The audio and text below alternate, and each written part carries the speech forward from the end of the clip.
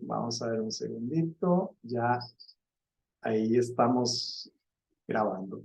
Bueno, rápidamente para contarles un poquito de la trayectoria de Andrea. Andrea, bueno, actualmente está a cargo de la gestión de mercadeo y comunicación en CINDE y recientemente fungió en la administración de Carlos Alvarado como presidenta ejecutiva de una de las instituciones que podríamos decir más complejas de este país, ¿verdad? Que es Habdeba, y su objetivo era precisamente promover un proceso de transformación de esta entidad. Recordemos que estaba todo el trámite para que ingresara a PM Terminals, estaba todo un proceso de alto nivel de complejidad y Habdeba necesitaba modernizarse y reestructurarse en principio para poder tener un esquema sostenible. Entonces era un reto que me atrevería a describir como titánico, ¿verdad?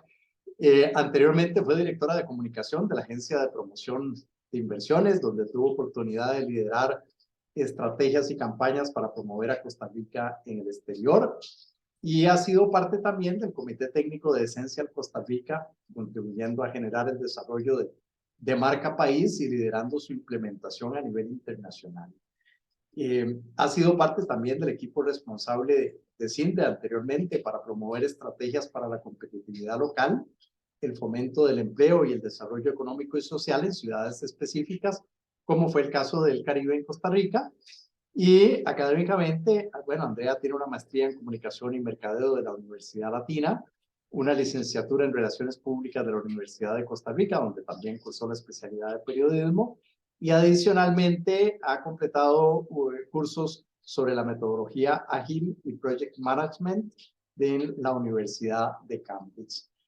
Andrea es sumamente joven, pero tiene una experiencia y una trayectoria ya destacables, ¿verdad? Y ha tenido pues la gentileza de venir a contarnos un poquito, que como te comentaba, Andrea, en el curso de lo que hemos venido conversando es el tema de las teorías clásicas de la administración, y en este marco hemos venido analizando estas disfunciones organizacionales, ¿verdad? Los problemas que tenemos tradicionalmente con los liderazgos, las inconsistencias, todos los tipos de padecimientos, dolencias y vicisitudes, ¿verdad? Que enfrentamos cotidianamente a pesar de tener ya más de 100 años de contar con teorías que han venido analizando.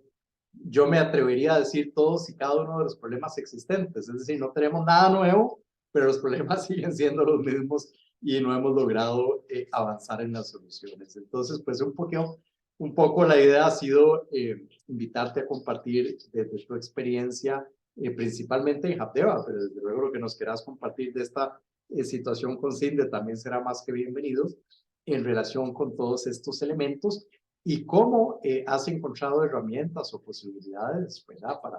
Para enfrentar, para solucionar, porque en esto el factor humano, que es otra de las cosas en las que hemos hecho hincapié, siempre es un elemento complicado, ¿verdad? Es decir, a veces, por más que uno trata de avanzar con normas, procedimientos y tecnicismos, ¿verdad? Uno se encuentra con toda esta complejidad del ser humano y entonces a veces las mejores intenciones se complican y se obstaculizan, etcétera.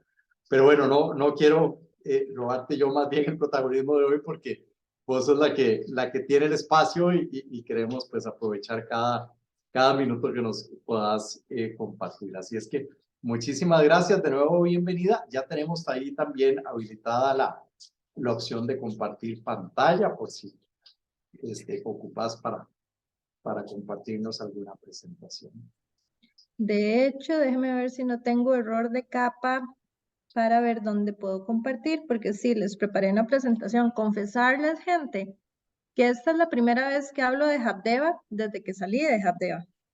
Entonces, para mí, y además en medio del maremoto en que estamos en mi nuevo trabajo, que para mí no es un trabajo, ha sido parte de mi vida profesional durante 17 años, creo que va a ser como una conferencia, un espacio, un toquecito emotivo para mí, por si se me sale alguna coloquialidad, tiene que ver con los dos factores, que es la primera vez que voy a contar un poquitito de ese ride tan retador que fue Habdeba, y además mezclado en un contexto donde hay ciertos déjà vu en algunas de las cosas que les voy a contar, aunque pareciera increíble poder comparar la experiencia de un Habdeba a la experiencia de un CINDE.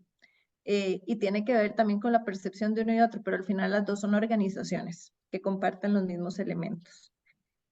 Déjame ver, porque nosotros nos tienen súper mal acostumbrados al Teams. Ah, aquí está el share screen, claro, en verde y en grande. No se me va a perder. Me avisan cuando ya la ven. Ahí está, perfecto. Bueno, pura vida. Estos son los temas que Harold me compartió un poquitito. Él, por supuesto que súper amable, me dijo, usted recorre lo que pueda recorrer de ahí, si le quiere le agrega, le quita, le pone. Sí se los quería recapitular con ustedes porque un poquitito les voy a contar la historia de lo que sucedió. No lo quisiera hacer como un tema teórico, sino como un tema de practitioner, como dicen en inglés, de cómo se pone en marcha y cómo es del papel y lo que uno lee en la UA cuando ya llega y está ahí en la plaza de toros y tiene que ponerlo pues en marcha. Vamos a repasar un poquitito retos administrativos y de clima organizacional. Voy a tratar de mostrarles lo que fue la luz corta que pusimos en esta carretera y claro, la luz media y la luz larga de cuando se tomaron decisiones, un poquito de realidades organizacionales. Les pido también ponerse el chip de que vamos a hablar de una organización pública un poco sui generis, porque tenía una función de servicio público constitucional, pero también un mandato muy pesado en sus hombros, que era el desarrollo de una de las zonas con índices pues de los más retadores que hay. Vamos a hablar un poquitito del reto de la productividad, que en el caso de Habdeba era cómo mantener operando un servicio público que si se paraba podía costarle millones de millones al comercio del país, mientras la institución se trataba de recuperar a sí misma y una institución con gente, obviamente, hecha por la gente, a partir de su gente y además en un contexto muy particular como Limón. Vamos a hablar un poquitito de la historia de lo sucedido, como les dije, de retos de la diversidad y la tecnología. Me decía Harold cómo la tecnología podía ayudar. En el caso de Habdeba, la tecnología era uno de los retos, porque ciertamente la entidad padecía de mucho de lo que padecen las instituciones públicas. Y ahora que está tanto en el tema de poner instituciones públicas en el microscopio, créanme que los casos no son tan especiales, porque son los padecimientos que muchas tienen. La diferencia es que usted bajo la lupa o bajo el microscopio se le ve todo. Se le ve la peca, se le ve la cicatriz, se le ve absolutamente todo y se ve magnificado. Bueno, para mí esto de compartirles hoy al final, reflexionando un poco en los 5 intentos anteriores de poder estar con ustedes, al final se trata del reto de lo que fue involucrarse para administrar una organización irónicamente encapsulada. ¿Y por qué les pongo irónicamente encapsulada? Porque al final de cuentas, Habdeba es una plataforma de comercio más conectada no puede estar. Y ahora vamos a ver un poquitito el mapa de los stakeholders. Pero vivía muy solita. Y a eso es lo que yo llamo encapsulamiento. Y además en medio de crisis fue esta administración, una crisis operacional y una crisis de reputación, ambas al mismo tiempo. Voy a sacar el elefante blanco de la sala. Siempre me preguntan cómo una comunicadora que estaba en CINDE terminó en Habdeba. Siempre me preguntan lo mismo. La pregunta a mí no me deja sorprender y les voy a decir que se basa exclusivamente en que yo soy cédula 7. Y para mí Habdeba siempre estuvo en la historia de mi crecimiento y para mí Limón tiene un significado muy importante. Y eso pesó mucho. Yo no soy ni parte de ningún partido político, ni siquiera tenía en mi ruta de carrera profesional estar en el servicio público, ni siquiera estuve en campaña, si voté, no voy a decir por quién en ese momento, etcétera. Podría verse que de alguna manera es una de esas oportunidades que abre la democracia costarricense. Por eso a mí la pregunta no deja sorprenderme. Fue una bonita oportunidad, pero desde que me la hacen, ya notas un poquito de esa percepción que tenía la entidad o de ese estereotipo que había que administrar también encima de ella. Esto es nada más para decirles de dónde parto yo como comunicadora y como relacionista pública de primera carrera. Yo creo que nosotros somos administradores de procesos de comunicación y eso hace que nos insertemos en el hueso de las organizaciones, entenderlas, vivirlas, cómo se relacionan con los diferentes públicos, cómo crean relaciones a largo plazo. Y bueno, de la experiencia, como les decía, estando en la cancha, se confirma lo que las autoridades siempre han dicho, tal vez conforme van evolucionando en el tiempo, ahora un reconocimiento mayor. Las organizaciones son en primer lugar su gente, en segundo lugar su gente y en tercer lugar su gente, para mí. Además se trata de generación de energía, porque eso es vida, es vivencia, es el día a día, son horas y horas. Esa persona que va a ir a trabajar adquiere una cultura, adquiere valores, adquiere formas de ver la vida que traslada a su familia, que traslada a su comunidad y se va generando este círculo virtuoso. Obviamente las organizaciones están afectadas y son sus partes interesadas también, su entorno, son su historia, son sus procesos, y en el caso de Habdeba era todavía mucho más, y ahora les voy a contar por qué. Todos estos elementos licuados, y por eso el icono, para mí es lo que son las organizaciones. Cuando yo llegué allá, yo creo que los habdebianos, como los voy a llamar, no dimensionaban que eran todo esto. Y posiblemente yo tampoco dimensioné cuando llegué allá todo lo que implicaba el manejo de la organización. Les voy a pedir en 30 segundos, no en un minuto, que los que se animen nada más prenden el micrófono y me digan cuál es la primera palabra que se les viene a la mente cuando uno les dice Habdeba. Y denle a como salga, no importa. Si quieren, dele ya, listo. Trabajadores para mí. Comercio exterior para mí. Lucha. Confusión. Pugnas internas. Desorganización. Conflicto. Lucha de poder. Bueno, vean todo lo que salió. Yo les voy a contar. Bueno, todos aquí somos comunicadores. Percepción se vuelve realidad. Lo que ustedes imaginen, lo que usted va a pensar que es lo que está sucediendo.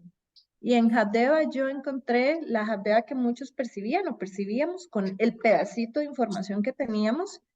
La Habdeba que era de Limón, y ahora voy a hacer esta relación muy, muy cercana. La pieza de comercio exterior, como muchos dijeron, ese es el grupo más chiquitillo cuando lo dice, porque piensan que el puerto y que la plataforma no necesariamente tenía nada que ver con el modelo de desarrollo del país, etc. Y la que yo descubrí desde adentro. Al final, aquí les tengo unas imágenes de lo que hablaron. Nunca falta quien diga que Habdeba es un elefante blanco, número uno, y yo no sé si ustedes saben de dónde viene esa frase, pero básicamente era cuando entre los reinados que habían opositores, el elefante blanco era un elefante de lujo, por decirlo así, muy particular. Entonces usted se lo mandaba al reinado en las guerras o demás porque le tenía que dar de comer. Además era una figura divina, de la divinidad, entonces no podías dejar que el elefante se te pusiera flaco, le diera nada. Entonces, de todos los recursos escasos que tenía el reino que lo recibía, se gastaban en el condenado elefante blanco y eso te debilitaba como reinado. Bueno, la gente usa mucho esa frase con Habdeba, es uno de los tantos elefantes blancos del aparato estatal.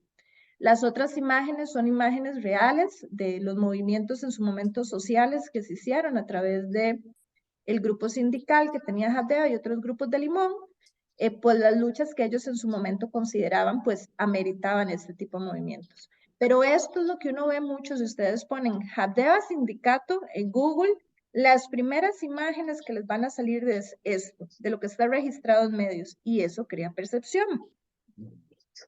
Si uno se fuera a la data, no solo por la percepción que se genera en medios, la verdad es que también hubo una historia complicada. Yo no le atribuyo, ni nunca le atribuí las dificultades que tuvo Habdeba a una causa exclusivamente. Fue un conjunto de verdad de muchísimas cosas. Pero ciertamente es que íbamos a una huelga por año.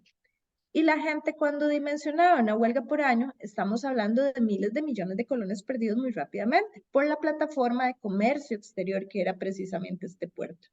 Y bueno, esa imagen que está ahí de CRO y esa sátira, en realidad sí refleja lo que pasaba.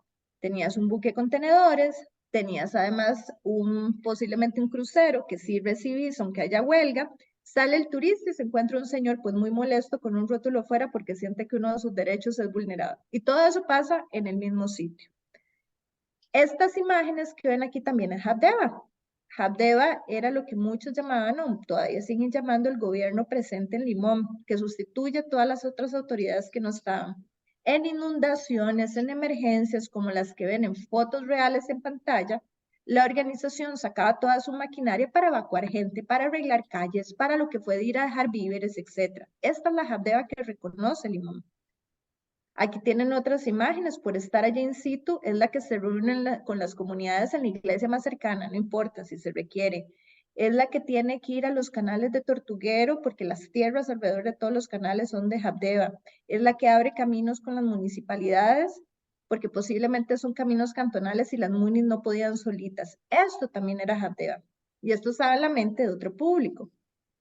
La que yo descubrí, muchos es esta que ustedes ven acá. Las dos anteriores las conocía, pero esta también que fue cuando te tocaba conocer a la gente de Limón y a la gente de Habdeba haciendo. Entonces, aquel estereotipo, posiblemente las Filminas 1, que estabas quemando algo en media calle, reclamando y gritando, es la misma persona que está aquí haciendo su trabajo y que creía que sus derechos los tenía que defender. Y es la misma persona que se despertaba al amanecer para ir en el remolcador a jalar un buque que traía contenedores de producto que se ocupaban para la producción del país. Y esa mesa que ven ahí se los quería presentar. Ese fue mi equipo core. Esos que están ahí, punto. A partir de ahí hubo que manejar un proceso de cambio tan duro. Eso fue una segunda generación de Habdeba y ahora les voy a contar por qué. Una generación de profesionales jóvenes que se animó a tomar decisiones un poquitito en contra del status quo y un poquitito arriesgadas por el momento de crisis que había. Además, pasamos de ser una Habdeba con muchísimo dinero a una Habdeba con muchísimas necesidades y petición de ayuda. Entonces ahí verán también imágenes en la esquina superior derecha de cuando teníamos que convertir el muelle de carga en el muelle exclusivo de cruceros, no había ni un 5. Entonces de ahí vamos a pedir pintura regalada y en la noche todo el mundo a pintar. Traiga broche y no para pasársela a la presidenta, sino para pasar la verdad donde se ocupa. Y llegaba la gente a pintar. Entonces, esto se los digo porque cuando uno se preguntaba cuál era la Habdeba, la de la plataforma, la del conflicto, la de los trabajadores, etcétera, de ahí era todas las anteriores, pero no necesariamente eso se reflejaba. Eso que está bajito, que perdón que no lo veo tanto, déjenme ver si muevo esto de nuevo. Sí, les cuento que esas pelotitas verdes que están ahí son las confesiones que les voy a hacer a ustedes a través de la presentación nuevamente, porque esta es mi primera introspección de lo vivido. Cuando yo oía una y otra cosa, cuando llegué, trataba de hacer un ejercicio de design thinking. Es decir, me quitaba cualquier prejuicio de lo que oía, fuera en contra o no en contra, para tratar de validar qué pedacito de lo que decían, no puedo decir que era cierto o falso, porque sería una atribución muy riesgosa a mi parte, pero tenía un sentido tomar en cuenta y anotarlo en la libreta de cosas por hacer. Sin ningún estereotipo, me lo dijera el líder sindical, me lo dijera la secretaria de una de las divisiones, me lo dijera un jefe, me lo dijera el vagonetero, me lo dijera el muchacho que estaba pegando gritos en la puerta, o me lo dijera un señor más calmo que quería pararme en la pulpería en Limón para hablarme de algo. Sin estereotipos, ver, porque habían muchas Habdebas y al final de cuentas venían siendo una. Porque yo digo, y en organizaciones esto es importante, que las organizaciones también son el contexto en el que operan y por supuesto que las influyen. En el caso de Habdeba, Habdeba era Limón y Limón era Habdeba. Esa división era muy borrosa y la gente lo sentía así. Nuevamente, porque era el actor de gobierno presente y porque es como un unicornio institucional. Tenía que ser la que manejara los puertos del Caribe, pero también con un peso enorme entre los hombros en su ley de fundación que decía, usted es el gestor del desarrollo de la vertiente atlántica de Costa Rica. Ni más ni menos. La que tiene más necesidades, usted debe ser el encargado de ver cómo la desarrolla. Entonces, en algún momento se quedó muy solito, y yo siempre lo dije, la institucionalidad se le recostó. Eso fue un ejercicio interesante para mí, porque la gente decía, es que el gobierno no le da pelota a Limón. Yo era representante de gobierno que se me olvidaba a cada rato cuando iba a foros y demás, y yo, y es que el gobierno, y una hora después me decían, se siente muy mal. Y yo, ¿por qué?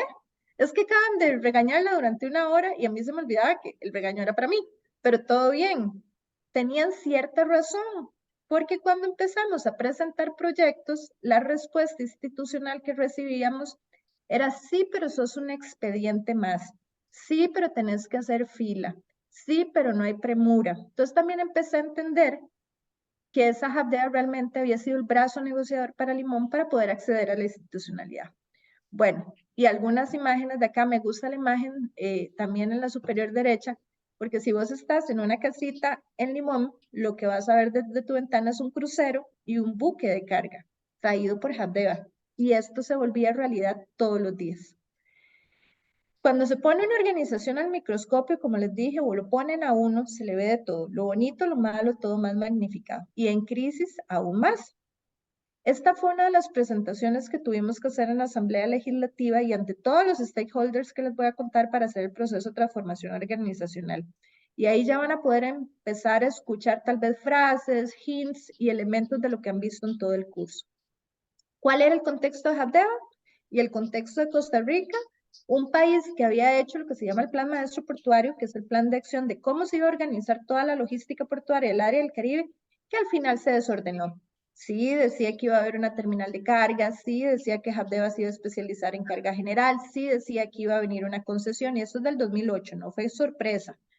Sí, decía que iba a haber un puerto especializado en cruceros, todo en ciertas etapas, que al final las etapas, y no les voy a hacer este cuento muy largo, la que era 1 pasó a ser 3, la que pasó a ser 3 pasó a ser 1, y en aquel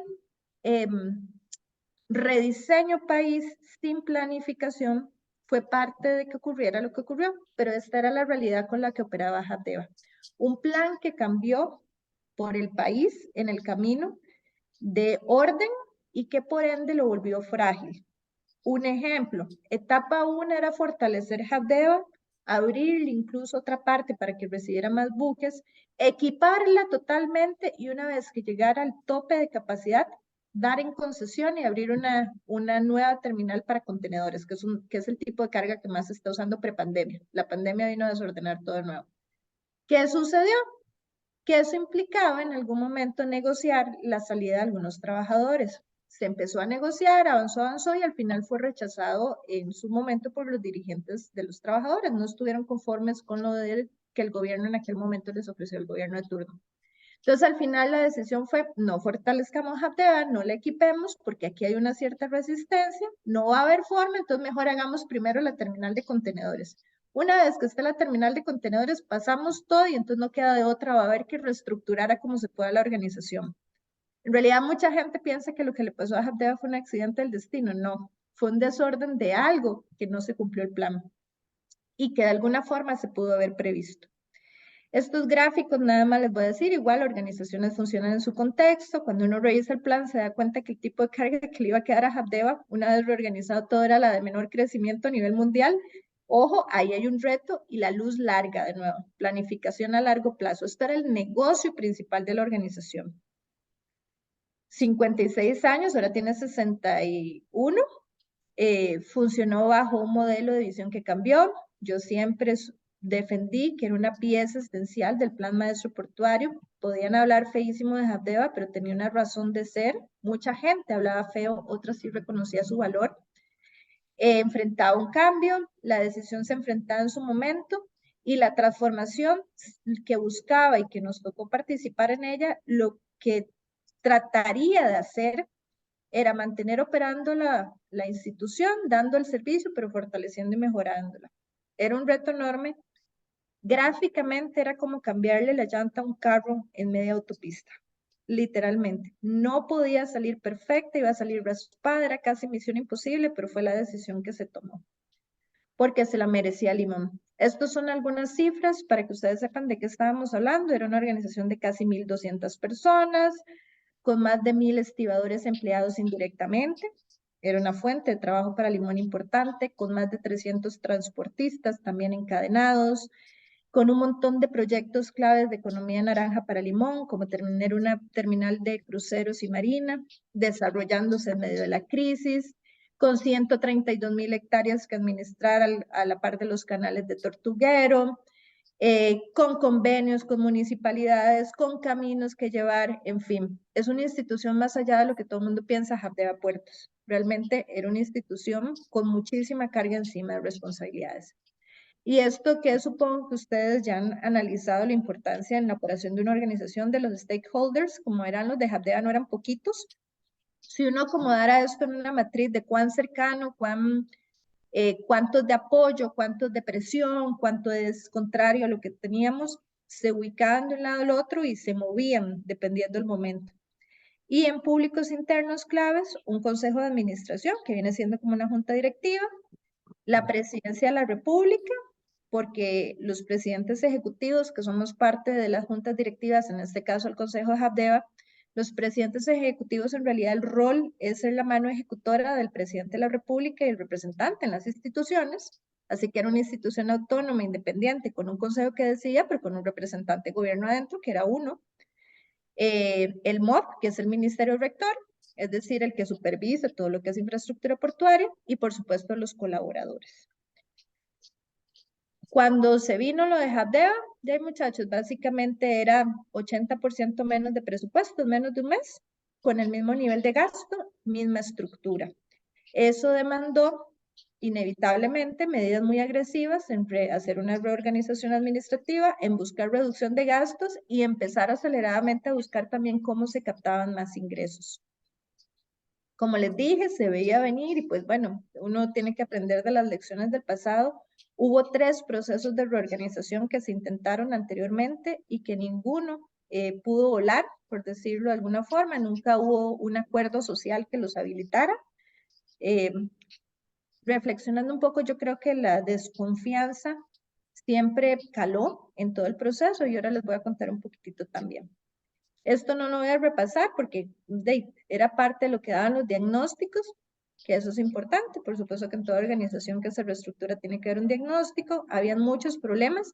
Y este hermoso organigrama que ven acá, no es que sea a propósito para que no lo lean, es que esa era la estructura de Habdeba, que era un plan piloto de 1989, que nunca se cambió y que se mantuvo hasta el 2019, por lo menos, que fue cuando yo tuve la oportunidad de ingresar. ¿Cómo entender esto organizacionalmente? 9 niveles para tomar una decisión, una división entre 2 departamentos que crean también una división cultural, los que se encargaban del puerto y los que se encargaban de esa misión de desarrollo. Además, en temas de clima y cultura, un gran reto, porque el puerto era el que generaba los ingresos que se trasladaban a desarrollo, que se volcaban en comunidades.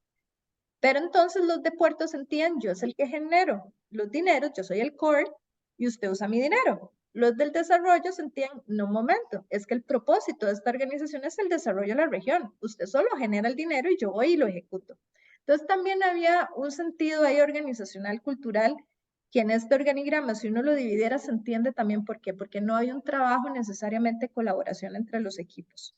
Incluso cosas estructurales que calan en cultura organizacional, centros de costos y contables separados y compradas uniforme, posiblemente como los de Puerto eran más, era un uniforme un poquitito más barato y los muchachos de desarrollo que eran un poquito menos, tenían más acceso, mejor calidad de telas, etcétera, y cosas tan simbólicas calaban en la cultura y el clima organizacional.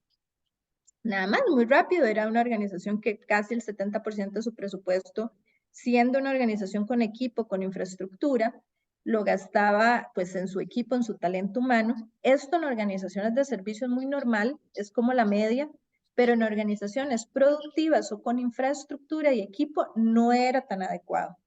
Tenía que ser muchísimo más bajo de lo que llegó a ser. Esto es simplemente un quote que les dejé ahí para pues ejemplificar un poquitito lo difícil que iba a ser. Cuando yo ingresé, el presupuesto de Habdeba corriendo eran de 44.000 millones de colones. El año siguiente tuvimos que hacer una lucha enorme para poder pensar en que íbamos a tener un presupuesto de 14.700 millones de colones y justificar cómo íbamos a manejar ese ingreso. No íbamos a tener ese dinero, en un año no íbamos a tener con qué equiparar o balancear ese presupuesto, así que la reducción era inminente. Y era una reducción muy concha. Y yo siempre lo he dicho, fue un proceso muy concho, porque no había tiempo. En reestructuraciones probablemente se hubieran corrido 1000 estudios de estructura, cargas de trabajo, perfiles, manejo de personal, riesgos, etcétera, etcétera. Aquí fue con la información que hubiese existente poder tomar las decisiones suficientemente manejables. Y es aquí a donde les voy a contar un poquito más la historia. Ya vieron que era Habdeba, ya vieron que había muchas Habdebas dependiendo quién la viera. Llegamos a una crisis y había que transformar una organización. Y aquí nuevamente van a ver un poquitito de esos términos posiblemente que ustedes ya conocen del curso. Había que buscar estabilizarla financieramente, había que transformarla para que fuera más eficiente y además como la concesión había entrado, se le cargaban nuevos roles de supervisión a Habdeba, supervisiones del Estado, de la concesión más grande que tiene el país en este momento, que es APM. Entonces, como Habdeba estaba in situ, Habdeba pues tenía que vigilarla, supervisarla y alimentar a las autoridades. Ese rol no lo tenía antes y ahora tenía crisis, tenía un nuevo rol y no tenía personal para hacerlo. Entonces, también había que ir agregando nuevas áreas. Y en medio de todo, la concesión iba a generar y está generando un canon de $1 billón. Entonces había que invertirlo en procesos de desarrollo. Suena lindísimo, pero esos son fondos públicos que en ese momento había que generarles reglamentos, metodologías, quién iba a supervisar cada dinero que saliera, quién se le iba a dar y demás. Fue tan complicado que en lo personal esto es una de mis mayores frustraciones. Yo no logré que un 5 de ese canon pudiera ir a una comunidad, pues sí trabajé el reglamento, sí trabajé el proceso, sí trabajé el equipo, pero hasta ahora se logró que ya las primeras transferencias se aprobaran con la nueva señora presidenta ejecutiva, pero para que vean lo complejo que era para Habdeba tener en medio de su crisis, tener que sobrevivir, tener que manejar el servicio público, tener que estabilizarse, tener que salir de 3/4 partes de su planilla, además de ejecutar los proyectos de desarrollo para la zona que tanto lo necesitaban. Y ojalá todo en el menor tiempo posible. Se aplicaron diferentes cambios, que esto pues por ahí lo podrán oír. Básicamente se reducían esos niveles de decisión, se reducía la planilla, se veía cómo mantener procesos, había que cambiar procesos, procedimientos duplicados, áreas duplicadas. Bueno, también hay que decir las cosas que no necesariamente se habían hecho tan bien. Había que buscar servicios que fueran más costo eficientes y había que buscar nuevos mercados. Se mantuvo la visión, la misión y los ejes de acción de Habdeba. En aquel momento esto no se tocó. Lo que se cambió fue la ruta de cómo íbamos a ver el futuro.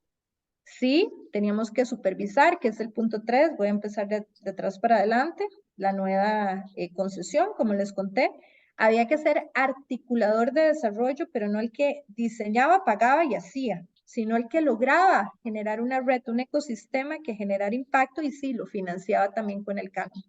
Y por supuesto, reinventar todo el portafolio de servicios que daba Habdeba, porque ya no tenías la mayor carga, que es la que viene en contenedores, sino que tenías que reinventarte en cargas que mundialmente no tenían tanto mercado, pero que eran las que tenías asignada por ley. Entonces, este fue el futuro de Habdeba, además de ya tomar cruceros como un eje central de su operación, antes no lo era, y a partir de acá, pues sí, y esa es la nueva terminal que se está desarrollando.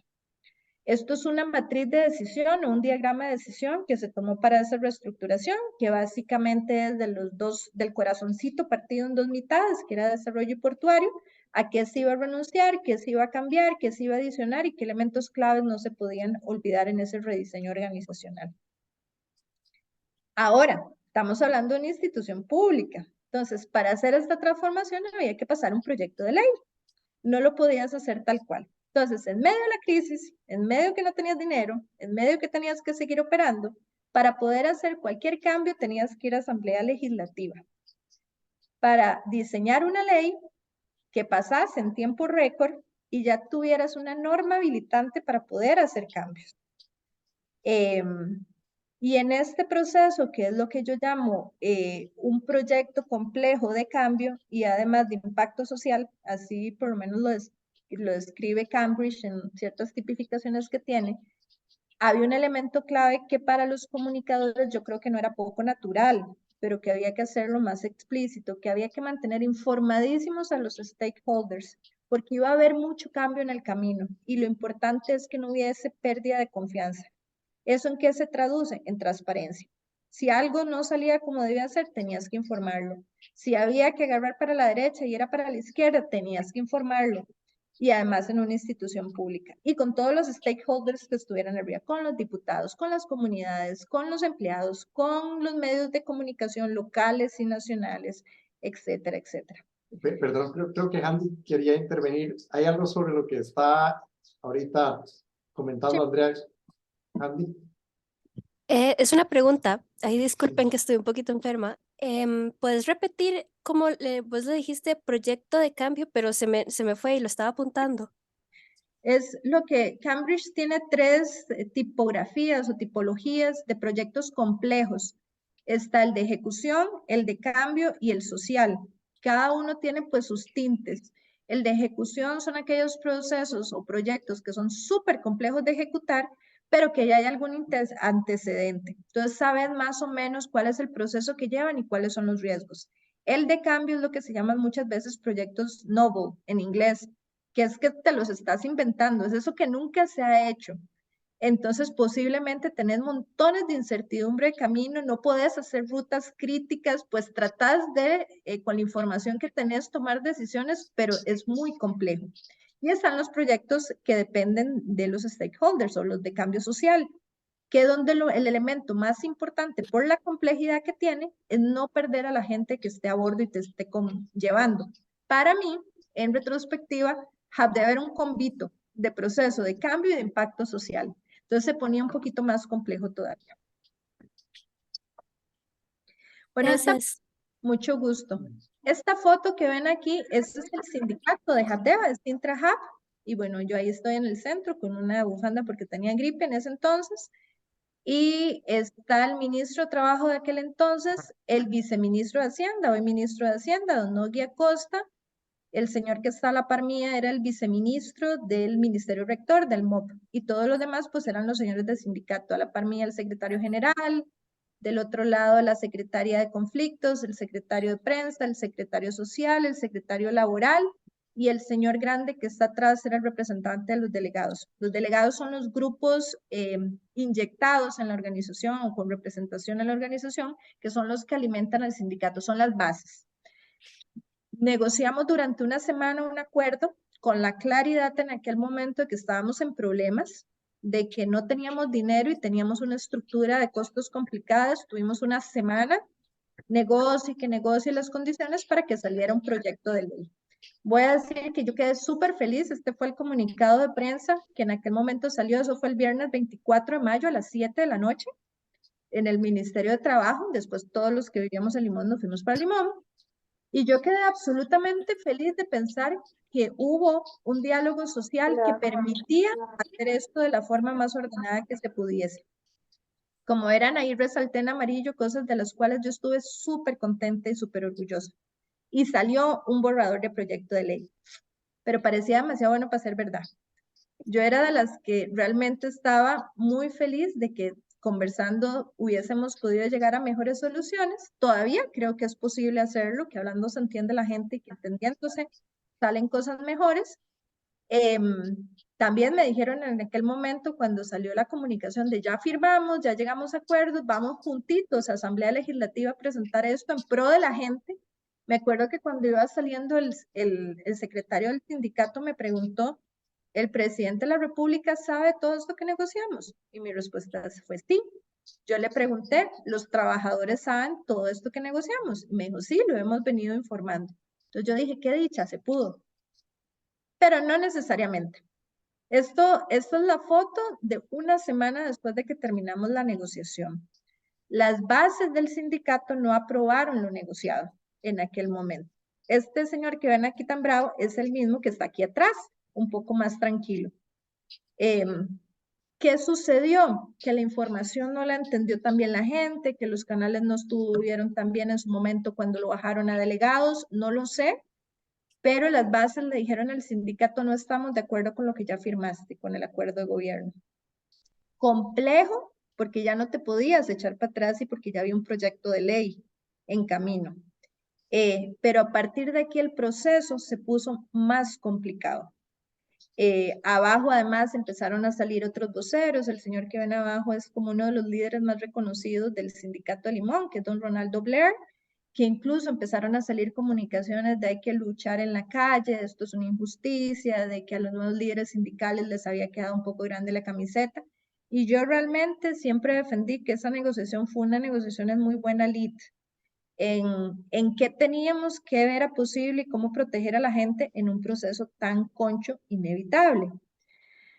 Y las cosas fueron muy complejas organizacionalmente porque había miedo, había desconfianza, había incertidumbre, había dolor, mucho dolor, había defensa también, se sentían agredidos y había un grupo que tenía mucha fe. Con esto que le pasó al sindicato, tenías un stakeholder que también era un shareholder tuyo porque representaba a tus empleados, de que cambió de panorama y quedamos naturalmente enfrentados, aunque yo siempre supe que estábamos en la misma página, porque lo que se quería era reformular una institución para que fuera más eficiente, para quitar todo ese estereotipo que hubiese y para no poner en riesgo un servicio público y no maltratar a la gente que tenía que salir en esta transformación. Se presentó el proyecto de ley, aún con la confrontación.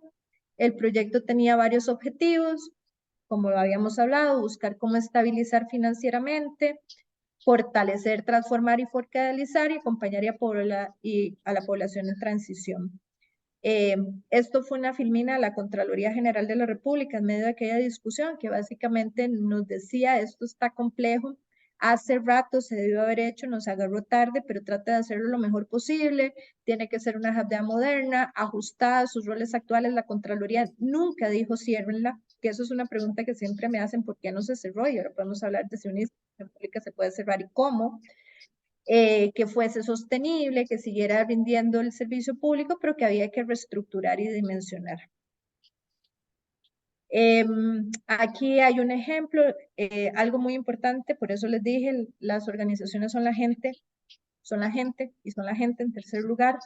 JABDEA tenía poblaciones de gente que llevaba 30 años, el promedio de estancia en JABDEA era de 19 años, es decir, le ibas a hablar a un señor que solo conocía eso, de que ahora tendría que salir a un limón con tantas necesidades y que ya lo que él conocía como parte de su vida ya no lo iba a hacer, porque ya no iba a ser muellero.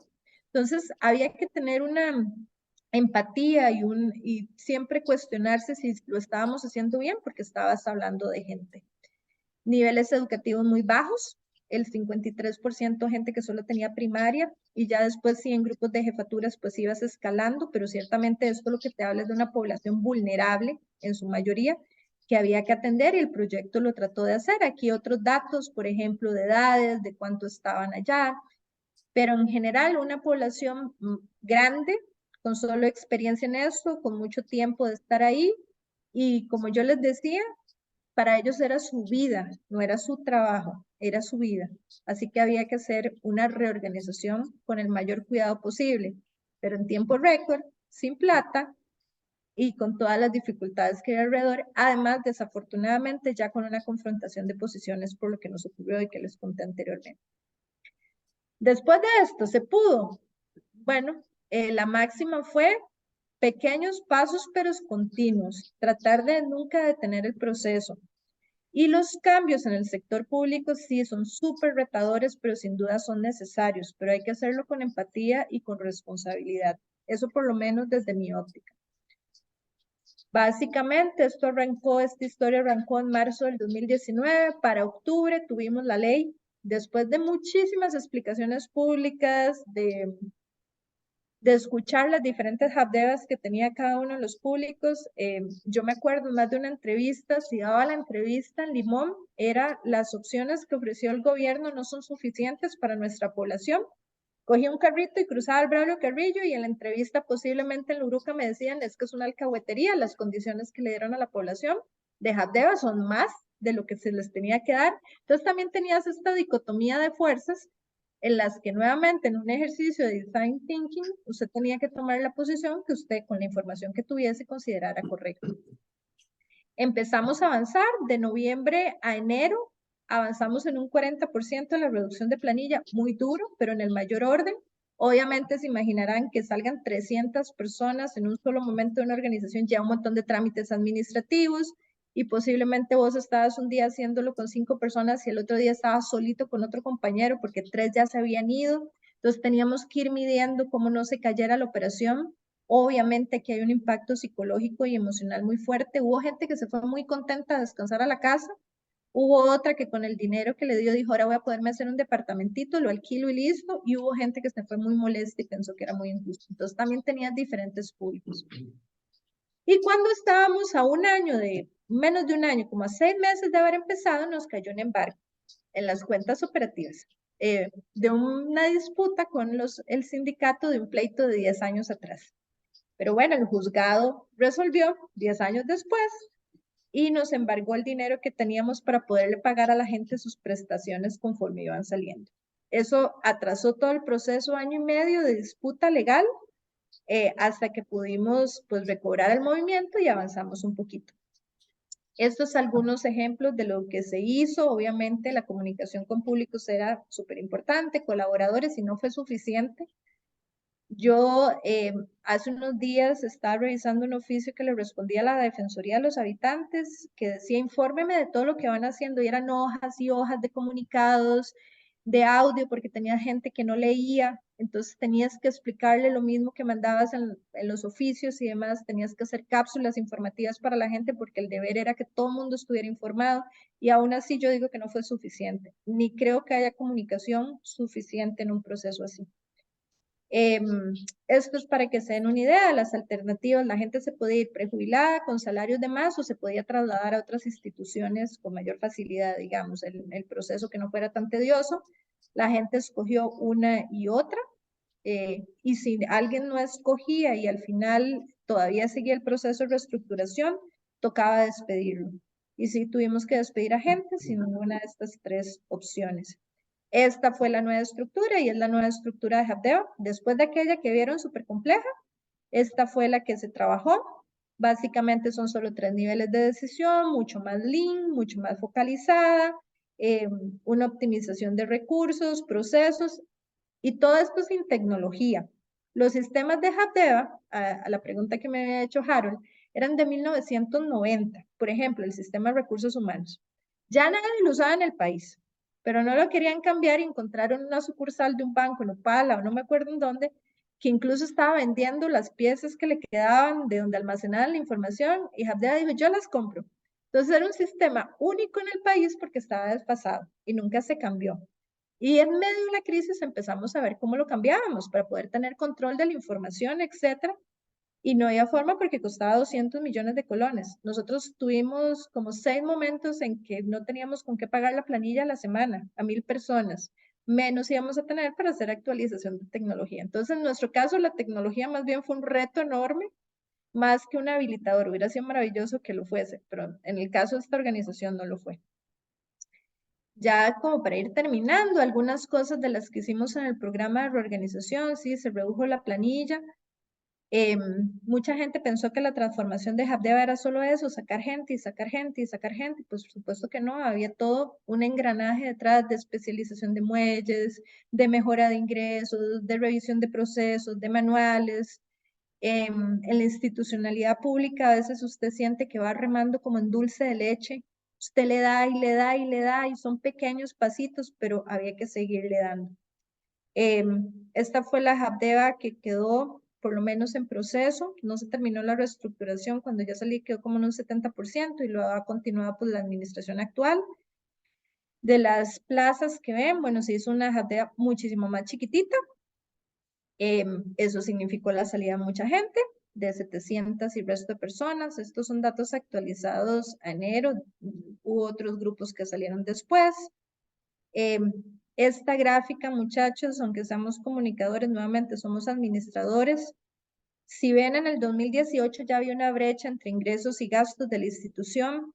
La segunda, ven en el 2019 que nos faltaban 2.650 millones al mes para cubrir lo que gastábamos. Ahí tuvimos que ir a préstamos de gobierno, etcétera.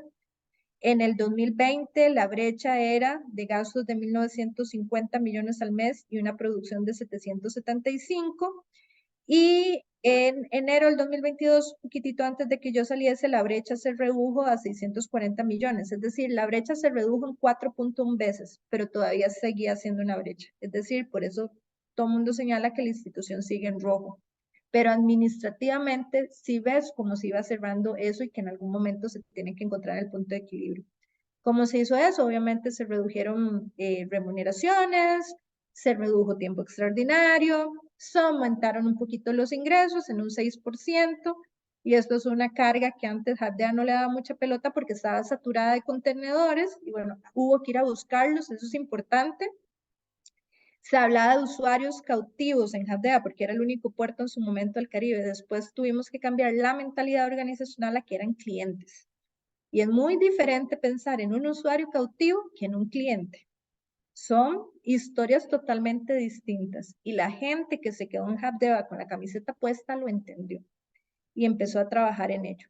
Esto es una gráfica muy concha, lo que ven en septiembre fue la caída de ingresos, nada más, y lo que ven abajo, eso es lo que nos pasó, un poco la historia que les conté.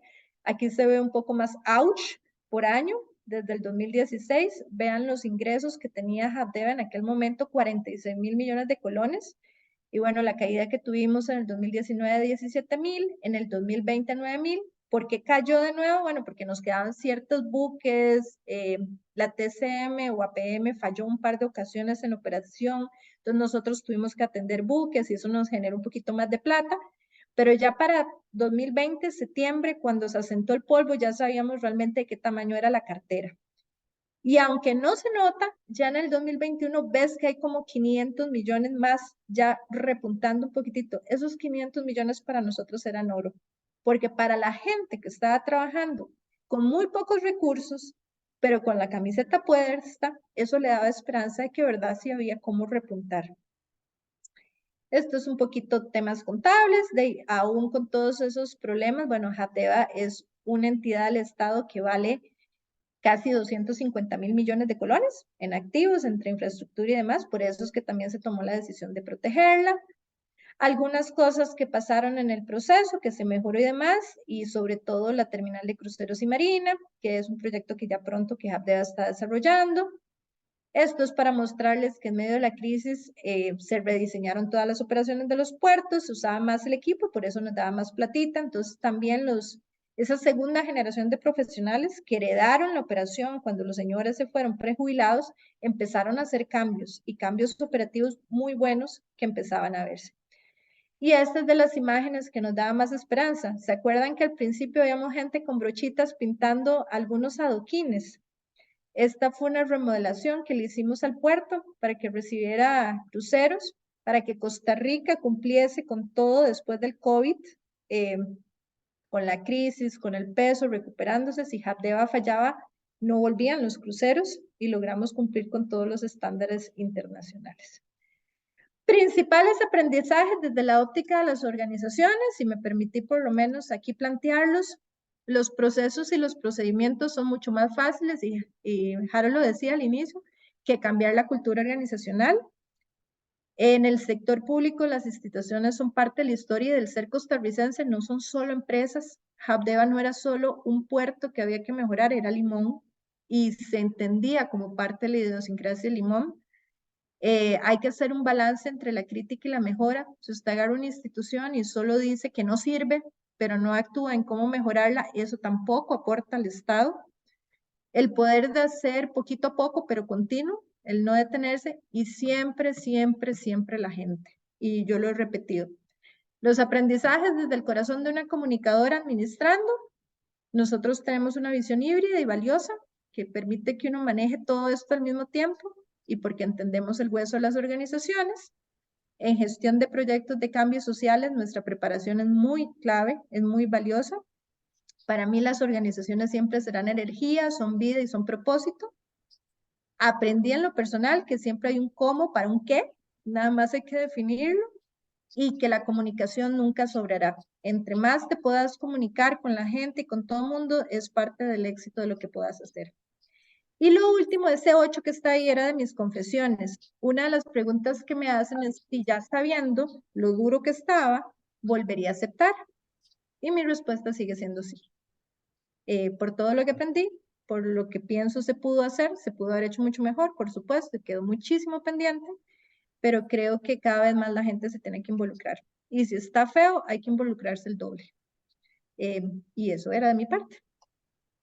Andrea, muchísimas gracias de verdad por compartirnos estas vivencias, por abrirnos esta transparencia, ¿verdad? Que increíble que sea la primera vez, ¿verdad? Siendo un tema del cual la gente siempre está pendiente y que ha sido un tema de tanta polémica y notoriedad. Así es que me uno al aplauso virtual aquí del grupo, que cuando estamos en pantalla es el único icono que nos queda como recurso, pero yo quiero en primer lugar felicitarte, ¿verdad? Es decir, me parece que fue un reto que asumiste con gran valentía y esto a todos los comunicadores y comunicadoras creo que nos llenó de orgullo porque nosotros somos gestores y gestoras y esto es algo que yo siempre rescato desde la academia, que no somos administradores a nivel técnico, ¿verdad? De los procesos de comunicación, sino que somos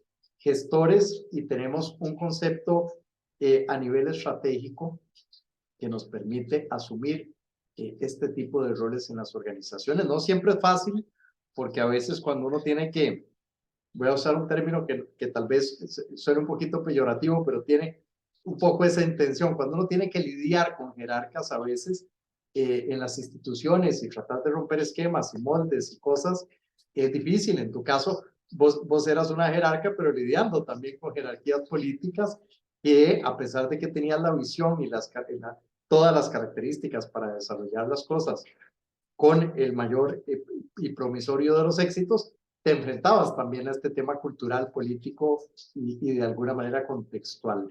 Yo creo que hay tanto que hablar, ¿verdad? Pero bueno, tenemos 20 minutos más o menos. Voy a hacer nada más un par de contextualizaciones muy rápidas para dar el espacio al grupo. Por un lado, creo que hay que tener en consideración que Habdeba era la gema de Limón, es decir, Limón es una zona donde realmente habían pocas oportunidades de empleo, ¿verdad? Y entonces la gente de alguna manera giraba alrededor de Habdeba como aspiración para colocarse o como elemento de referencia si un familiar trabajaba en esta organización. Y de ahí lo que había era el sector hotelero y me contradice Andrea si me equivoco, y realmente eso era en una provincia con grandes carencias económicas y con algunos problemas también, además culturales. Entonces, esta gema de repente se ve comprometida, ¿verdad? Por todo el elemento de la presencia de APM Terminals que le pone competencia, que creo también esa competencia no se logra, la gente que está en Hapteba no logra realmente asimilar hasta que sucede, ¿verdad? Como que inicialmente mi intuición se veía como un tema que estaba ahí, que no iba a afectar a la organización, y de repente viene esta transición de cargadores y de buques que se iban para el otro lado, y hay una realidad financiera que golpea de frente a la organización, y eso pues es un contexto. Y por otro lado, el hecho de pretender una transformación desde la perspectiva del gobierno en tan corto plazo, claramente te colocaba en una posición bien difícil, porque de las cosas no, como bien lo explicabas, no logran resolverse de manera tan rápida cuando hay tantas amarras legales y administrativas, ¿verdad? Entonces, era un reto, pero exponencial, ¿verdad? Creo que hay una tentación enorme a hablar de la parte política y la parte legal, pero yendo al tema esencial del curso, agradecería si nos enfocamos más en las preguntas o comentarios vinculados a la parte organizacional, un poco en función de alguna consulta que le quisiéramos hacer a Andrea. Yo tengo aquí una lista larga, pero la prioridad es lo que ustedes tengan en consideración. Así es que abrimos el espacio. Quien quiera plantearlo en el chat, levantando la mano, siéntanse en plena libertad de hacerlo. Mientras entran en calor, ¿verdad? No siempre son tan tímidos y tímidas. Bueno, ya tengo a Natalia aquí con la mano levantada. Adelante. Gracias, profe. Mucho gusto, Andrea. De verdad que qué interesante el espacio. Estaba pensando en procesos tan complicados como los despidos y los cambios organizacionales tan grandes que se dan, y no puedo no ligarlo con esta presentación que hicieron hoy sobre la caja, que va mucho por el tema de la reestructuración que se plantean. ¿Esto se comunica o se debería comunicar primero a lo interno? ¿O es una visión tan grande que no se puede comunicar primero a lo interno y luego primero se hace hacia el público y hacia las autoridades y luego ya cada quien se va enterando a través de los medios? ¿Cuál debería ser como la fórmula de comunicar esos procesos de reestructuración tan grandes? Sí, varias cosas. Por ejemplo, en el caso de Habdeba, por eso te digo, Habdeba es un ejemplo de lo que posiblemente no fue el proceso normal de cómo se deben hacer las cosas por la situación a la que llegó. Y ahí un poco lo que comentaba Harold, Habdeba nunca pudo competir porque el contrato que se hizo no era por competencia. Incluso fue Habdeba el que firmó cederle el servicio de contenerizado al concesionario que viniese. Fue este desorden del plan del maestro portuario en las etapas y por cómo se dio por diferentes razones. ¿Cómo hacerlo? Yo creo que no hay receta. Sin embargo, por lo menos mi máxima es siempre primero público interno. Absolutamente. Aunque sea por minutos nuevamente, pero ya ustedes me oyeron, para mí es la gente, la gente y la gente. Siempre la gente. En el caso de Habdeba, la ley tuvo que habilitar, y de hecho es una figura jurídica muy particular, es una ley especial convención, es una ley convención especial, creo que así se llama el término técnico, porque nosotros no despedimos, nosotros cesamos porque el señor se acogió voluntariamente. Entonces es un cese que acoge algo que no es renuncia, pero con responsabilidad patronal. Entonces en el caso nuestro, una vez que se comunicó a la gente el acuerdo con el sindicato, que ahí tu vocero era el sindicato en las instituciones públicas, lo que dicta es que el sindicato es tu interlocutor para derechos colectivos y cualquier afectación que pueda tener. Entonces, ni siquiera era el patrono pudiendo hablar con sus empleados. En ese momento se optó por bajar la información al sindicato y que el sindicato la bajara a la gente. Lo intentó hacer, yo realmente creo, y yo repasando un poco los audios que oía, los programas de radio que tenía, ellos de alguna forma trataron de que la gente entendiese lo que iba a pasar y una vez que firmaron, fue donde ya en blanco y negro, pues no gustó, ya con la letra menuda. Pero todo esto para decir que en instituciones públicas creo que la contraparte que vos tenés y que tenés que respetarla por ley son los sindicatos. Ojalá sindicatos responsables también, porque cuesta irle a decir al que representas, mira, vos me empoderaste y esto fue lo mejor que pude hacer, aunque posiblemente no te satisfaga o te parezca poquito. Es una posición bien compleja. Pero para mí siempre será primero la gente, sea por minutos, sea por horas, sea lo que sea, siempre debe ser la gente interna primero, por respeto también. Sí, sin lugar a dudas, porque además no hay nada más terrible que enterarse uno de algo que le afecte a través de los medios.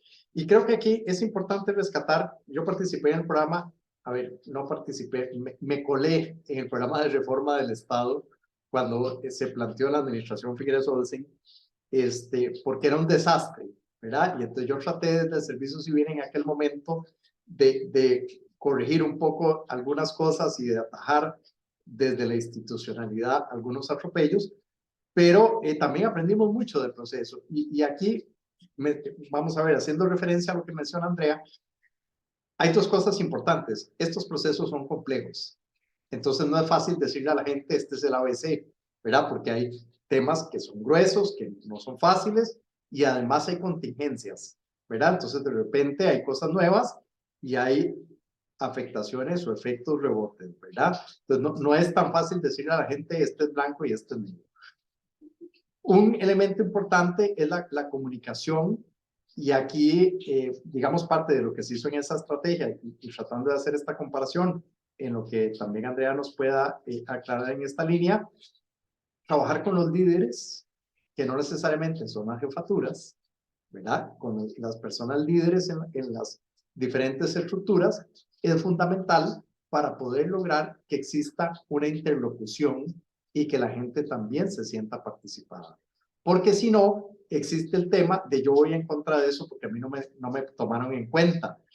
Trabajar con implica que la gente asume una posición participativa y por ende hay un proceso legítimo. Es decir, si yo no estoy de acuerdo, pero a mí me consultaron y la votación o el consenso fue otro, yo acepto esa decisión porque siento que fue un proceso que fue legitimado. ¿Sí me explico?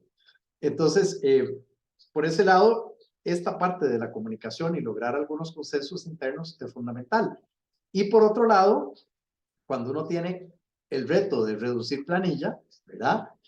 De primero hay que pensar cuál es el modelo idóneo, ¿verdad? Que parte de lo complicado, y aquí Andrea también nos puede contar un poquito, hay un tema cultural. Uno piensa en las personas para los puestos y no los puestos para las personas, ¿verdad? A veces uno dice, ¿qué hago con fulano, ¿qué hago con sutana? ¿Yo cómo lo voy a despedir si tiene 7 hijos o tiene tal condición? O que uno entra en esas, digamos, complicaciones, y por esto a veces se recomienda que quien diseñe la estructura tenga una participación más externa, que es gente con menos piel dentro de la organización, digámoslo de alguna manera, y dice, aquí ocupamos 7 personas. Pasen los perfiles para ver quiénes encajan, y una vez que eso se tiene resuelto, normalmente uno empieza a trabajar en las posibilidades para que la gente se vaya en las mejores condiciones posibles. Entonces, primero, las personas cercanas a pensionarse que pueden anticipar la pensión. Después, las personas, en aquel momento era la movilidad laboral, se les daba un incentivo. Y los que quedan, bueno, ¿quiénes quieren irse a otras instituciones del Estado y que nos pueda acoger por estar en el sector público, por ejemplo, que no sé si en el caso de Habdeba va a ser una opción? Y finalmente, de los que tienen que irse, porque además uno lamentablemente se encuentra con gente que no tiene las condiciones, no tiene las habilidades y las destrezas ni el perfil, y uno por más que lo quiera retener, es gente que no podés conservar, ¿verdad? Y esa es la gente que además más le cuesta incorporarse al mercado porque nunca se actualizó, porque nunca aprendió a hablar otro idioma, porque lo que habíamos conversado. Entonces, no sé si en esta línea quisiera referirte un poco, Andrea, a este proceso, ¿verdad? De cómo planificar esta contingencia, donde hay que reducir planilla, hay que tomar decisiones y hay que administrar ese proceso de alguna manera, ¿verdad? Sí, yo de mis aprendizajes nunca será suficiente comunicación, por eso intenten desde adentro, lo de los líderes es importante. Al menos en el caso de Habdeba había, nuevamente, por eso como parte de la historia les conté, yo realmente estaba muy emocionada con el diálogo social. Si no hubiera cambiado el plan, hubiese sido menos doloroso para la gente, porque entonces tenés a dos contrapartes diciendo cosas que posiblemente vas a ver encontradas, aunque en el fondo eran las mismas, que era cómo los protegemos a ustedes. Eh, y como habían voceros oficiales por la estructura que tiene obviamente el movimiento sindical como representantes legítimos de los trabajadores, te costaba mucho tener líderes informales o que no respondieran a la jerarquía, que no fuesen sujetos de presión, voy a decirlo, porque cualquier posición contraria a la que tenía en su momento los líderes sindicales podía ser de mal vista o incluso reprimida. Entonces, en el caso de Habdeba fue un poquitito más complejo el bajar la información, pero sin duda buscar esa red de líderes que a su vez hagan como una telaraña, digamos, de relaciones, eso es importante. No creo que haya receta. En el caso nuestro de Habdeba fue todo a la vez, porque no había de otra. Y eso es una lección que aprender. No todo puede ser a la vez, porque se te va a caer la bola en algún lado. Y de nuevo, son procesos que implican gente. Por eso es que yo acepto, digo, y sin el menor empacho, decir que fue un proceso concho, que ojalá a ninguna otra institución pública le pase. Nosotros fuimos a buscar documentación de quién ha hecho algo similar como para no meter la pata y ver qué lecciones aprendidas habían. No había nada similar. Habían pues algunas reducciones y cambios estructurales en otra. Entonces también se trató de documentar mucho. Yo no sé si esa documentación dentro del complicado engranaje del Estado pues se verá en algún momento, pero ahí hay lecciones aprendidas importantes de los do y los don'ts, sin duda alguna, por mucho. Excelente, muy bien. Bueno, yo antes de seguir acaparando la palabra, alguien que tenga alguna pregunta. Amanda, adelante. Bueno, Andrea, primero muchísimas gracias por la charla, de verdad, estuvo muy interesante. Y bueno, mi pregunta es tal vez un poco, bueno, voy a intentar como formularla bien. Pero hemos hablado o has comentado a lo largo de la presentación que Habdeba desde el 2008 está enfrentando este cambio. Entonces, ya viéndolo como en retrospectiva y con estos lecciones aprendidas en mente, como desde qué momento, desde el 2008 al 2019, 18, 19, que se empezó a hacer, cómo sería la forma ideal de hacerlo, cómo, o qué cosas o qué podría usted resaltar que usted dice, eso de fijo se tuvo que haber hecho en ese momento. No sé si me explica la pregunta. Sí, Sí, y voy a decir algo, el país como país tiene que hacerlo mejor y ahí yo creo que hay implicación de todos los actores. ¿Qué fue lo que pasó? Se hace ese plan maestro portuario, se estipulan estas son las fases, estos son los diferentes elementos del ecosistema que tiene que haber aquí en el Caribe, etcétera. Cambian las fases, cambian las etapas por diferentes razones. Oirás a quienes saluden, y lo voy a decir muy coloquialmente, a la juponada de los representantes sindicales que no aceptaron en su momento todos los planes de movilización con 10 años de anticipación para que no nos revolcara la ola. Oirás esa versión por un lado. Oirás la versión también de es que había injerencia política de ciertos grupos que querían tomar control de y dárselo a algún beneficiario. Esos argumentos que voy a decir ahorita como que suenan mucho, no sé por qué, de nuevo, no son nuevos, es parte de lo que se enfrentan en muchas historias de las instituciones del Estado, son retos latentes, porque para mí el problema es esa incapacidad que tenemos de dialogar entre grupos, y creo que fue lo que nos pasó a nosotros. ¿Qué ha pasado en otros países cuando llegan? Y puede ser porque todos los países nos estamos equivocando, no lo sé, no lo puedo juzgar, pero cuando has pasado a concesionarios privados, se ha repetido el mismo modelo. No, no, no, no, ya tocó, ahora sí, corra a ver qué hace. Y ha pasado en cualquier cantidad de ciudades y puertos de Latinoamérica. Cuando yo ya empecé a ver cómo hacemos esto y empecé a ver los ejemplos en Honduras, en los puertos de más para el Suramérica, etcétera, era el mismo patrón. El Estado concesiona un servicio, se firma el contrato, ya es un compromiso, 5, 10 años plazo, no se mueve en la reestructuración de la entidad estatal portuaria porque te causa conflicto social, llega el día cero e igual te toca lo mismo. Entonces, difícil responderte, yo me hubiera pegado al plan portuario, posiblemente esa es la respuesta técnica, y la respuesta no técnica, yo creo que hay que tener una conciencia y una madurez de manejo de procesos para entender que una decisión no tomada se vuelve una decisión con el tiempo. Lo único que estás haciendo es aletargando el momento en que revienta. Y a quien le toque, podrías verlo.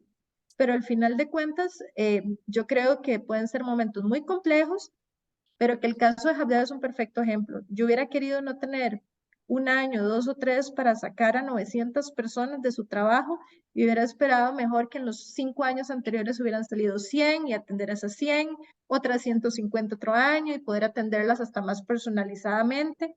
Pero no, es muy fácil ser el entrenador del día después. Uno no estuvo ahí para saber qué pasó. Pero sí, yo creo que la mayor lección, por lo menos mía, es que una decisión no tomada se vuelve una decisión con el tiempo. Eso creo que no me queda duda. Muchas Andrea, gracias.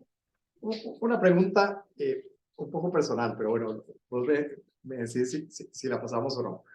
En algún momento, siendo que uno lo que ve en las noticias, a veces eran reacciones tan violentas por parte del sindicato, ¿alguna vez sentiste temor, digamos, por tu integridad física, en el sentido de que hubiera amenazas o situaciones muy violentas en el marco del proceso? Porque de alguna manera eres la mala de la película, por decirlo entre comillas, internamente. Me imagino que ellos te veían como la ejecutora, aunque no era necesariamente una decisión tuya, ¿verdad? Pero ese manejo, esa fricción llegó a ser, digamos, muy fuerte.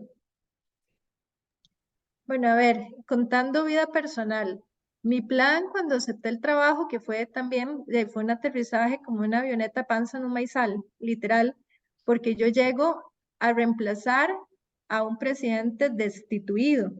Además, un presidente que estaba luchando en aquel momento porque no estaba de acuerdo con un contrato ya firmado y demás, pero que la gente identificaba como su defensor aunque estuviera totalmente ilegitimado el fondo de lo que estaba diciendo, que no se podía hacer legalmente, pero era la gente lo reconocía como la cara que defendía su trabajo.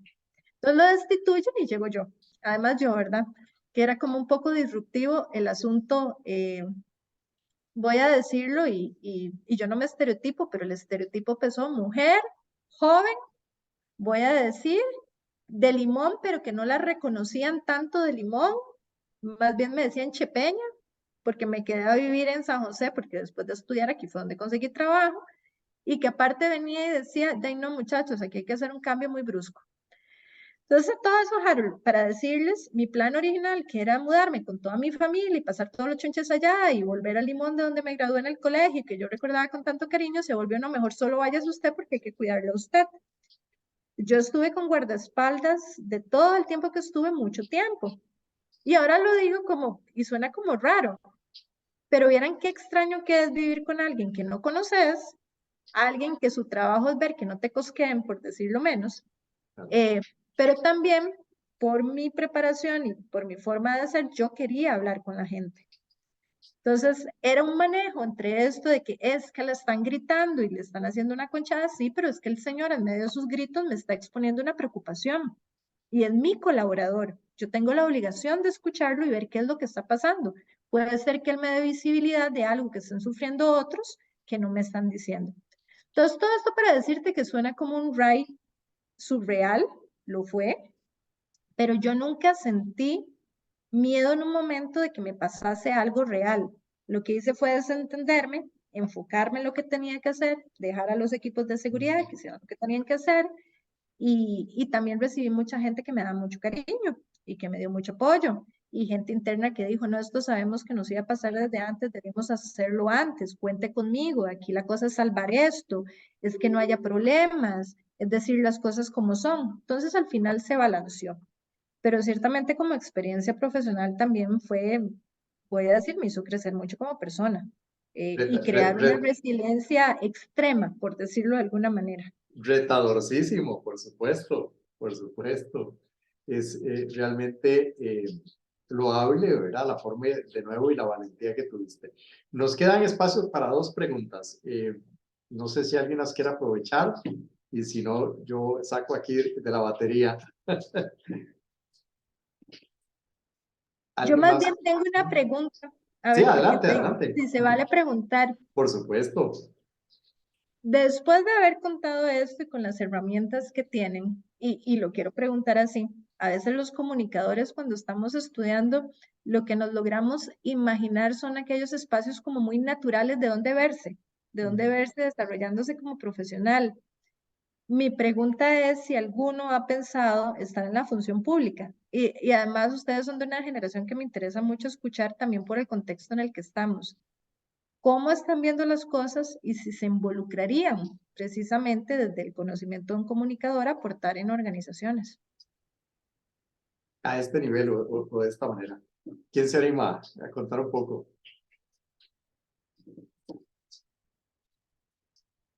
Yandy dice que sí, que ella se manda, más o Dale. menos. No lo dijo exactamente así, pero más o menos. Yo Ángel. sinceramente no lo he pensado así, pero luego de escucharla y de lo que dijo y como ha mencionado de cómo ser comunicadora le ayudó en todo este proceso y a ver a la gente, y es algo que yo coincido mucho, como lo primero que hay que ver es a las personas.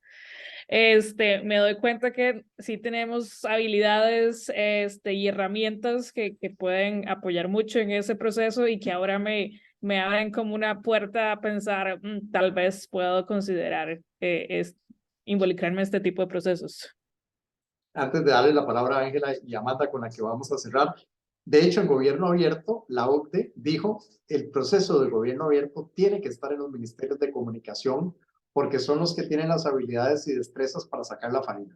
Bueno, en el caso de Costa Rica eso falló por situaciones muy estructurales propias del departamento, pero digamos eso nos dice que realmente la posibilidad de comunicarse adecuadamente tiene que ver en gran medida con esa posibilidad de gestionar.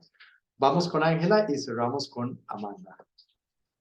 Yo nada más quería, sí, agregar que yo creo que, digamos, lo que tiene que ver con la gestión pública y como también con instituciones públicas, como vos comentaste, a mí me parece muy interesante, incluso como todo el trabajo que hiciste en Habdeba, me parece súper importante, pero creo que en esta coyuntura es complicado, o sea, creo que es específicamente complicado porque al menos cuando yo estaba estudiando en la U, ya como tal vez los primeros años, yo decía como, uy, sí, qué chido trabajar, por ejemplo, en institución pública, pero ahorita, por ejemplo, con la nueva ley de empleo público y con, siento como que se le está cayendo mucho en sí a la estructura del Estado y hay cosas que me parece que perjudican completamente como a los y las personas trabajadoras. Y creo que por ahí he empezado como a cuestionarme un poco, pues sí, o sea, como la situación de trabajar en una institución pública.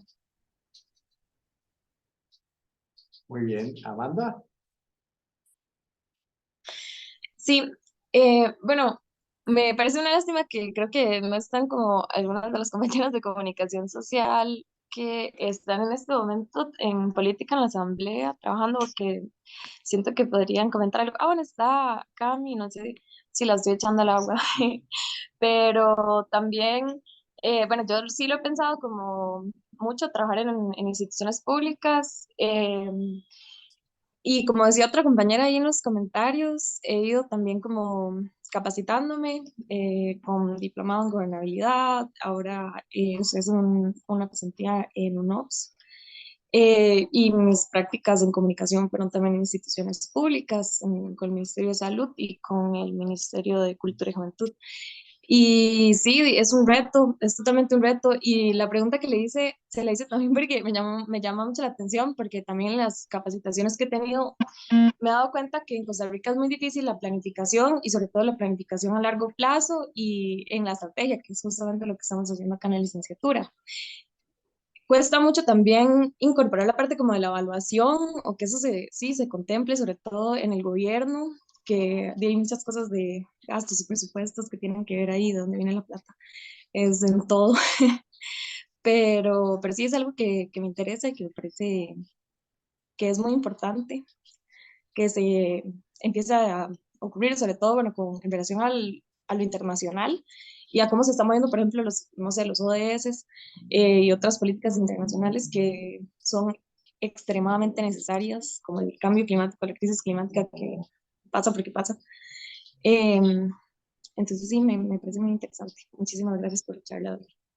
Muchas gracias, Amanda. Bueno, ya con esto pues nos venció el tiempo. No sé si querés, Andrea, algún mensaje de cierre, alguna idea eh, para finalizar. Por supuesto que No, podemos. agradecerles el espacio y también la apertura. Nuevamente, créanme, para mí hoy también fue una experiencia. Esto fue como salir de un tren bala y bueno, y yo tuve la oportunidad de integrarme así de muy rápido de nuevo, no estaba planificado, vueltas del destino de nuevo, Dios lo pone a uno y lo quita donde debe y me dio la oportunidad y como que fue otra licuadora. Entonces, hasta ahora tengo oportunidad de hacer esta reflexión. Ciertamente muchas cosas que se hubieran hecho mejor, pero yo creo que es un caso interesante de estudio también desde el punto de qué tenemos los comunicadores que ofrecer. Sin lugar a dudas. Andrea, muchísimas gracias de nuevo. Encantado de verte y además agradecidísimo con el espacio. Sabemos de nuevo que son tiempos turbulentos. Ojalá que todo otra vez se resuelva de la mejor manera. Estamos también ahí a las órdenes para apoyarte en lo que necesites y esperamos que sea la primera de muchas que te tengamos con nosotros en espacios también académicos, ¿verdad? No, a las órdenes. Muchas gracias y buenas noches, muchachos. Buenas noches. Ustedes se quedan Gracias. conmigo y Chao. de nuevo, gracias, Andrea. Y nosotros nos quedamos un ratito terminando los temas administrativos. Bueno, yo creo que fue interesantísimo. Esto es como para conversar con ella 4 horas por lo menos, ¿verdad? Hay 2 casos que fueron o que han sido expuestos en nuestras aulas. Este y el otro fue José Andrés Soto cuando nos habló de su trabajo en la minera Cruzitas en aquel momento y conocer muchos de los insights fue riquísimo y de las cosas que en el caso de Andrés también tuvo que pasar en el marco de todo lo que pasó con la minera, ¿verdad? En el antes, durante y después, tanto con la gente externa como con la gente interna. Entonces, bueno, son experiencias que normalmente uno no tiene acceso a conocer de no ser por la gentileza y la disposición de estas personas y en este caso de Andrea de estar con nosotros.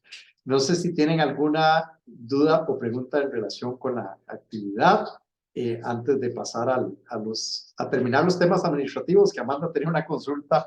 Habíamos venido conversando del tema del consentimiento, del formato del consentimiento informado, que es este documento para que lo apliquen. Yo sé que ya hicieron probablemente no, ya para la entrega de hoy tenían que haber hecho la entrevista, pero no está de más formalizarlo para evitar cualquier situación a la hora de que finalicemos. Esto no lo había previsto y se los he de confesar porque no pensé que hubieran situaciones que lo ameritaran, pero se han presentado algún par de cosas en el camino y entonces me ha parecido mejor que lo tengamos como un recurso aplicado. Entonces, Amanda, tenías por ahí una consulta que no sé si la notaste y no sé si Sí, era en profe. relación. Bueno, no la noté, pero era con el trabajo en general, que si los instrumentos entonces sí se tienen que aplicar para saber más sobre lo que opinan los colaboradores de la... Claro, porque es un proceso, esto tiene tres aristas, ¿verdad? Primero, la visión de la persona líder, ¿verdad? Que es la que ustedes entrevistaron, que dice, para mí, esta es la lista, el paquete de problemas, ¿verdad?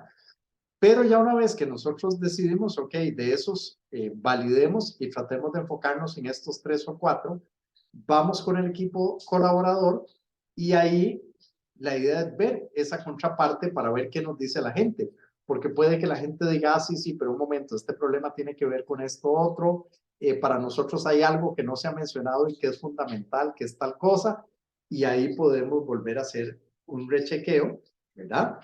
Para ver qué otras cosas o qué ajuste en lo que vamos a resolver hay que tener en consideración.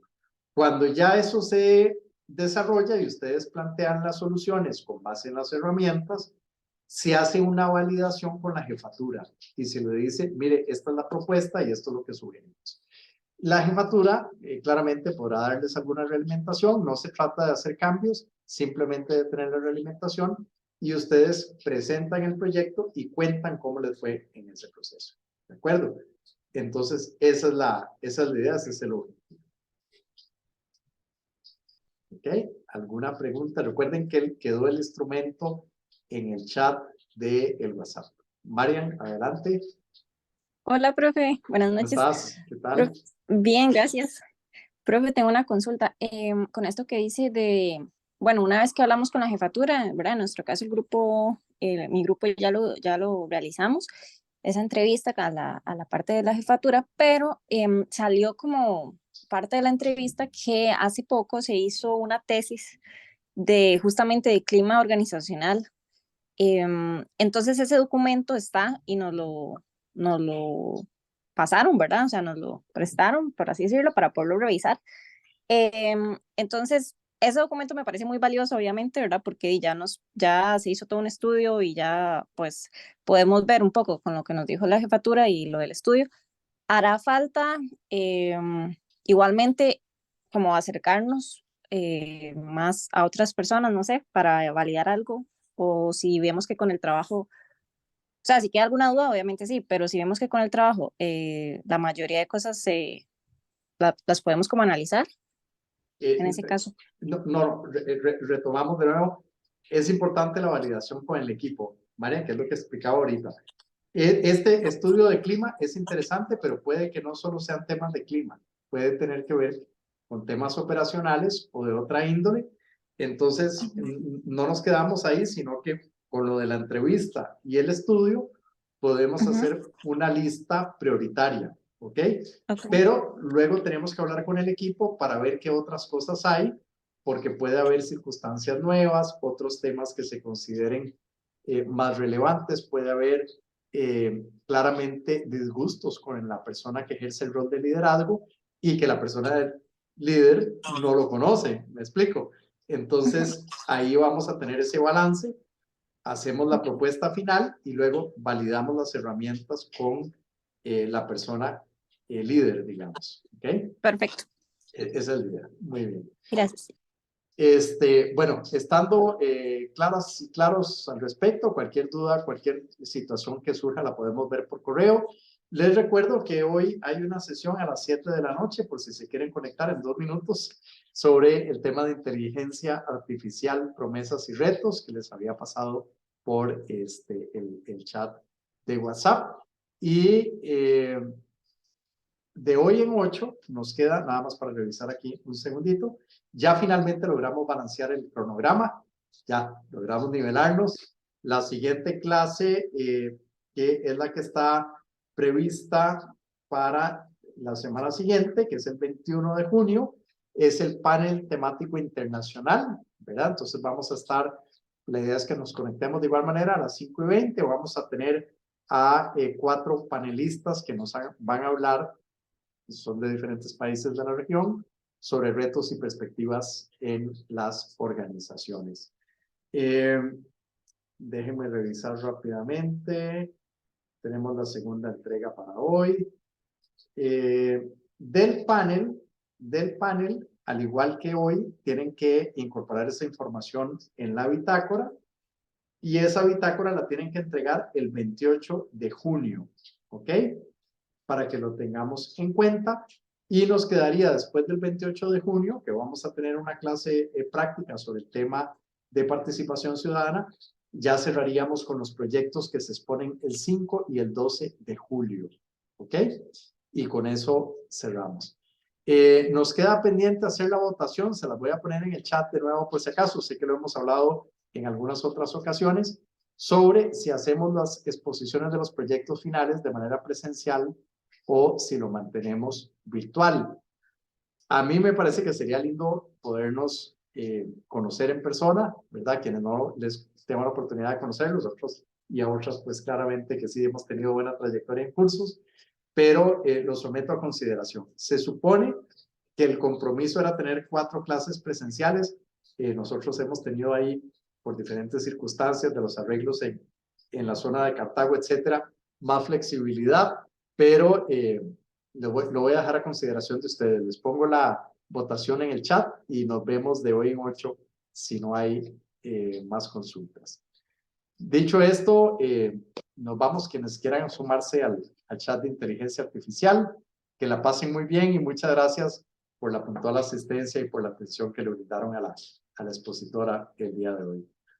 Buenas noches. Gracias, profe. Gracias, buenas noches. Gracias, profe. Gracias. Buenas noches. Gracias a ustedes.